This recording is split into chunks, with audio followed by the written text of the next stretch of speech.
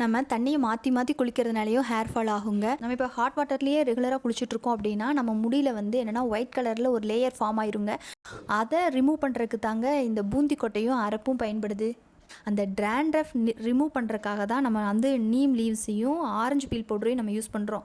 இதெல்லாம் யூஸ் பண்ணி நம்ம சீவக்காய் தயாரித்து நம்ம பயன்படுத்துறதுனால நம்மளோட ஹேர் ஃபாலை குறைக்க முடியுது. டேண்ட்ரஃப் ரிமூவ் ஆகுது. நம்மளோட ஹேரும் ரொம்ப பாதுகாப்பான முறையில் இருக்குங்க. நம்ம எவ்வளோ ஹைலி எக்ஸ்பென்சிவான ஒரு ஷாம்பு வாங்கி யூஸ் பண்ணாலும் அது வந்து ஒவ்வொரு தண்ணிக்கும் ஆப்ட் ஆகிற மாதிரி நம்மளோட ஷாம்பு நமக்கு இருக்கிறது இல்லைங்க. ஆனால் சீவக்காயில் நம்ம இந்த மாதிரியான இன்க்ரீடியன்ட் இப்போ சோப் நட்டு, அரப்பு, ஆலுவேரா, ஹைபிஸ்கஸ் அப்படின்னு சொல்லிட்டு நம்ம முக்கியமான நம்ம ஹேரை பாதுகாக்கக்கூடிய இன்க்ரீடியன்ட் சேர்க்கறதுனால நமக்கு எப்பயுமே எல்லா தண்ணிக்குமே இது வந்து கன்வீனியண்ட்டாக இருக்குங்க. எந்த தண்ணியில் குளித்தாலுமே நீங்கள் வந்து சீவக்காய் யூஸ் பண்ணும் பொழுது நமக்கு ஹேர் ஃபாலோ டேண்ட்ரஃபோ இல்லாமல் நல்லா முடி ஸ்ட்ரென்த்தனாக வளர்கிறதுக்கு உதவுங்க.